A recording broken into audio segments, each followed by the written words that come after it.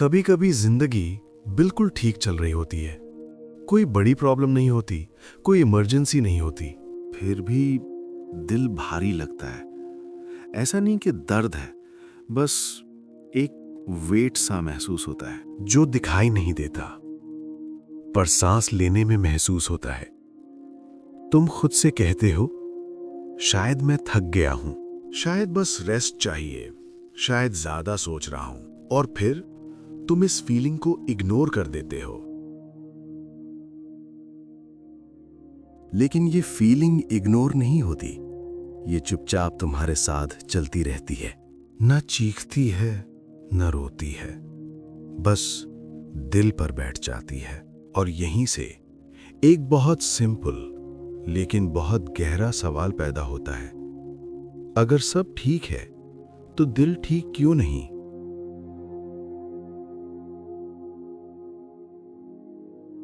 हम इस सवाल का जवाब अक्सर बाहर ढूंढते हैं, प्रेशर, जिम्मेदारी, लोग। और हाँ, ये सब गलत भी नहीं है, लेकिन कुरान यहां एक और बात कह रहा होता है। दिल सिर्फ थकान से भारी नहीं होता, दिल अक्सर भूल से भारी होता है। भूल इस बात की कि तुम किसके हो और कौन तुम्हारा है। हम रोज काम याद रखते हैं, जिम्मेदारी याद रखते हैं, लोगों की एक्सपेक्टेशंस याद रखते हैं, लेकिन धीरे धीरे अल्लाह को याद रखना भूल जाते हैं। और जब याद कम होती है तो दिल भारी होने लगता है। इसलिए कभी कभी सब कुछ सेम होता है, पर दिल बदल जाता है।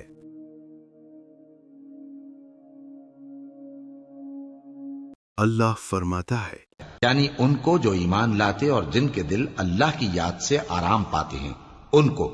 और सुन रखो कि अल्लाह की याद से ही दिल आराम पाते हैं। जिक्र का मतलब सिर्फ लफ्ज बोलना नहीं होता, जिक्र का मतलब है याद। ये याद कि तुम अकेला नहीं हो, ये याद कि जो तुम महसूस कर रहे हो अल्लाह उसे जानता है। और ये याद कि हर चीज तुम्हारे कंट्रोल में होना जरूरी नहीं। जिक्र शोर नहीं होता, जिक्र परफॉर्मेंस नहीं होता, जिक्र बस इतना होता है कि दिल को याद आ जाए, मैं अकेला नहीं हूं। और जब दिल को ये याद आ जाता है तो सुकून धीरे धीरे आने लगता है।